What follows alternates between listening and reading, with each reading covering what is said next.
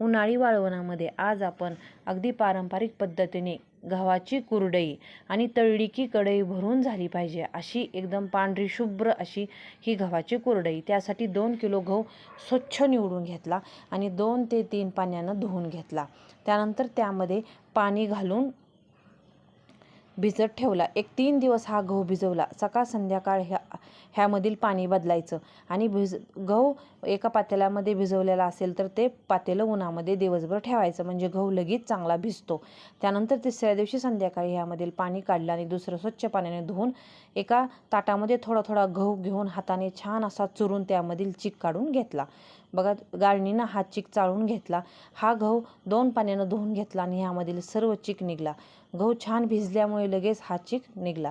सर्व गव्हाचा अशाच पद्धतीने चीक काढून घेतला आणि एका पातेल्यामध्ये झाकून ठेवला। त्यानंतर वरती असं एकदम पातळ पाणी येतं, ते सर्व पाणी काढून घ्यायचं आणि खाली मस्त असा गव्हाचा चीक राहतो।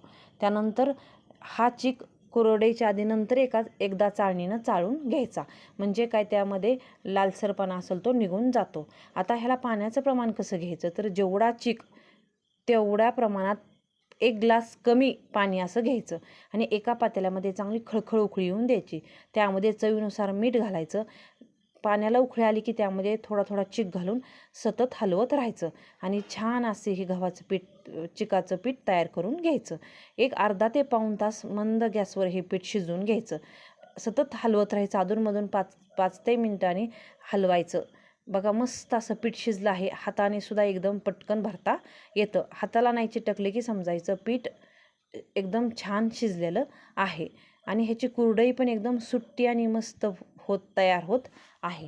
बघा, एकदम छान एकदम सुट्टी सुट्टी ह्याच्या तारा पडतात।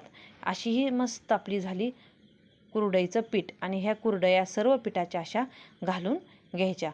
आवडत असेल तर ह्यामध्ये कलर पण वेगवेगळ्या कलरच्या कुरडया घालून घ्यायचा। एकदम पांढरी शुभ्र आणि पीठ छान शिजलं की कुरडई एकदम छान होते। आणि कुठलाही पदार्थानं तुम्ही पदार्थ हा आटासाने केला की तो पदार्थ एकदम छानच तयार होतो। अशी ही आपला पदार्थ आहे कुरडई। कुरडईला खूप आटास करावा लागतो, तेव्हा कुरडई एकदम छान तयार होते। मी कलर पण वापरलेला आहे मस्त अशी। बघा, 2 दिवस ही कुरडई उन्हामध्ये वाळवून घेतलेली आहे आणि एकदम छान झालेली आहे। तेलामध्ये टाकली की कढई भरून ही कुरडई तळली जाते आणि एकदम पांढरी शुभ्र, खाण्यासाठी खुसखुशीत अशी झाली आपली पारंपरिक पद्धतीने गव्हाची कुरडई तयार।